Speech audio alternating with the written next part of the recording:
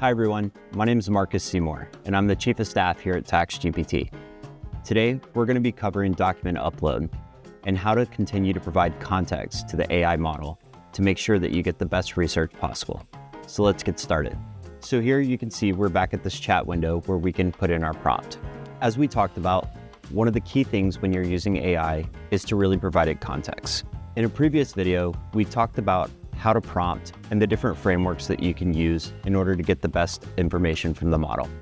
Another way to provide context is through document upload. And so that's what we'll be covering right now.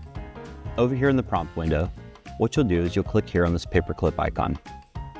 Once you click on this, TaxGPT will allow you to upload documents. These documents can be IRS notices, they can be 1120s or 1040s, whatever document you think will provide the best context for the model to provide the research that you need in order to assist your client. So here you can see that we support PDFs, JPEGs, and PNG files.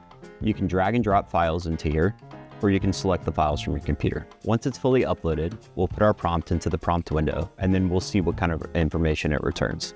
I've asked TaxGPT to review the following 1120 statement and identify opportunities to both maximize legitimate business tax deductions, as well as to reclassify any expenses into more favorable categories. So here, I'm gonna go ahead and submit this. By pairing these two together, you create context for the model, and you'll get a better research result.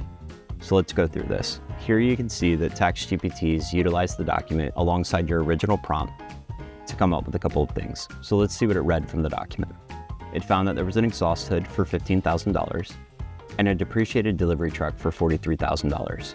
And it suggests using the makers with $13,760 in depreciation claimed for the truck. The other thing that you can see here is that it talks about the opportunity.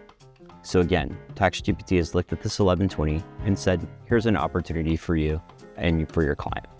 So it talks about ensuring that Section 179 limit is fully utilized, and it talks about for the 2024, the maximum Section 179 deduction is $2,500,000.